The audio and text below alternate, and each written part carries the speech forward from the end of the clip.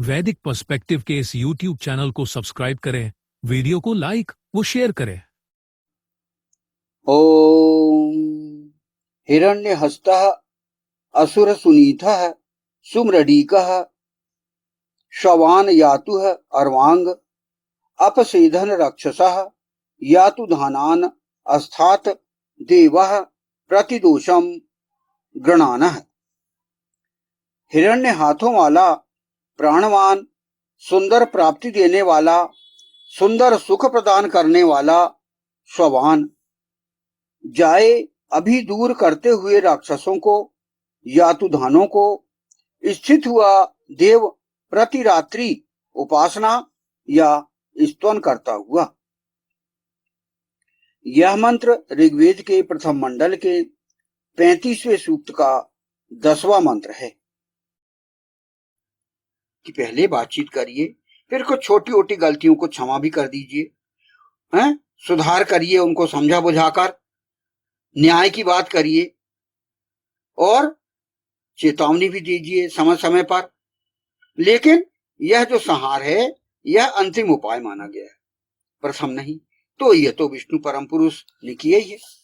हमने भगवान विष्णु, भगवान शंकर, भगवान राम, भगवान श्री कृष्ण, इन्होंने इसी तरीके से जो है इस दुष्टत्व का जो है संस्थापन जो कर चुके थे। देव दानव युद्ध हुआ, दुष्टों ने स्वर्ग पर भी आक्रमण कर लिए, इंद्र को भी जो है वो अपनी गद्दी से हटा दिए। लेकिन जो प्रयास किए गए अंत में वे देवताओं के पक्ष में रहे। ये सतयुग के हमने इतिहास से भी जाना है। तो इस प्रकार जो है धर्म की रक्षा अति आवश्यक है। तो मनोवैज्ञानिक और आध्यात्मिक अर्थ से हम और क्या समझें कि दुष्टों का संहार हमारे भीतर भी लागू होता है। मनुष्य को अपने भीतर क्रोध, लोभ, मोह, ईर्ष्या, अहंकार का कठोरता से नियंत्रण करना चाहिए। यही आंतरिक अधर्म विनाश है। हम अपने अंदर के इन जो कमियां हैं, जो विकार हैं, इनको हम समाप्त करें। हमारे अंदर क्रोध ना हो, हम लोभी ना हो, हमारे अंदर किसी के प्रति मोह ना हो, हम ईर्ष्याग्रस्त ना हो, और अहंकार तो बहुत जरूरी है कि हम अपने अंदर का समाप्त करें और विनम्रता को अपनाएं। यह हमारी आंतरिक अधर्म का विनाश हम कर सकते हैं इन बुरी प्रवृत्तियों को समाप्त करके।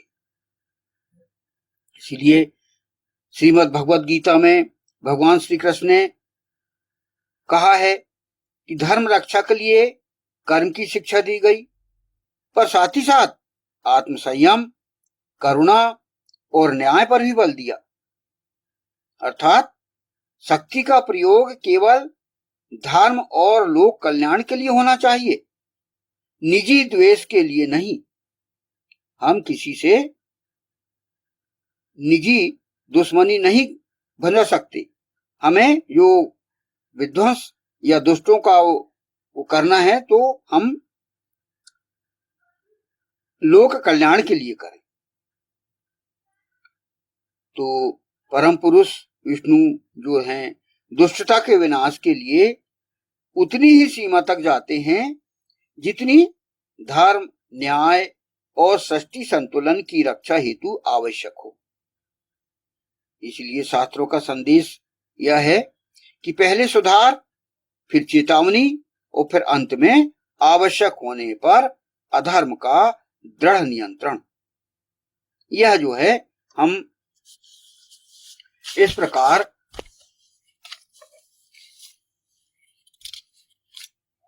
दुष्ट और यातुधान इनका जो है हम संहार कर सकते हैं।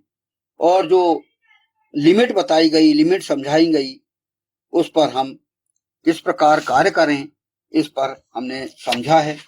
और यही हमारे जीवन के लिए प्रेरणादायक यह प्रसंग है। हम भी हमारे जीवन में इस प्रकार की कार्यनीति अपनाएं जैसे विष्णु परम पुरुष ने अपनाया है। तो ये सभी बातें हमारे लिए अनुगमनीय है। हम किसी से व्यक्तिगत दुश्मनी ना वो करें और जो तरीका बताया गया उस तरीके से हम चलें, तभी हम हमारे जो वेद की बातें हैं, शास्त्रों की बातें हैं, उन पर हम अक्षरशः आचरण कर सकते हैं।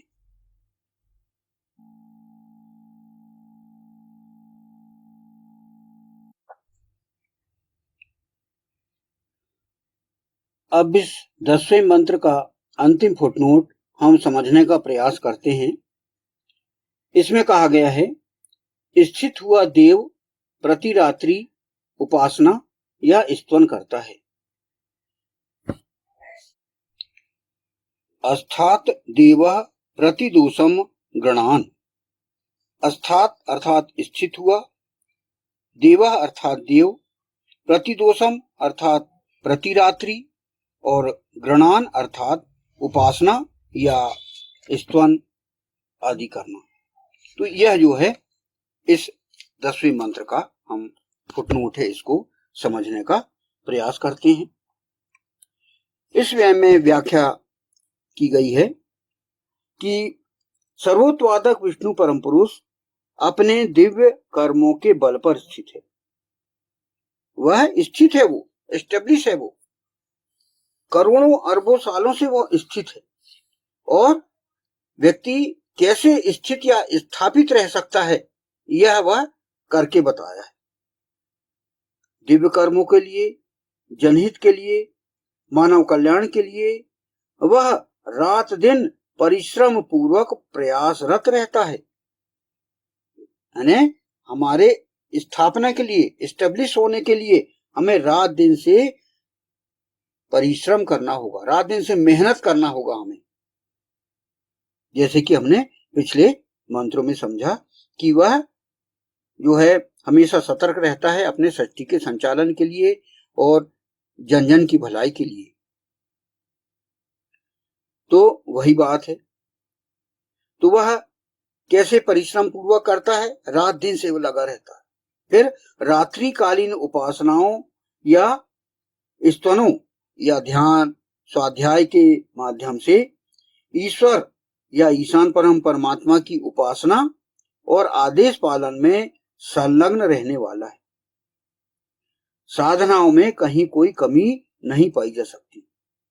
तो यह वह स्थापित रहता हो, उसका तरीका है कि वह रात दिन से मेहनत करता है और रात्रिकालीन भी वह उपासना करता है।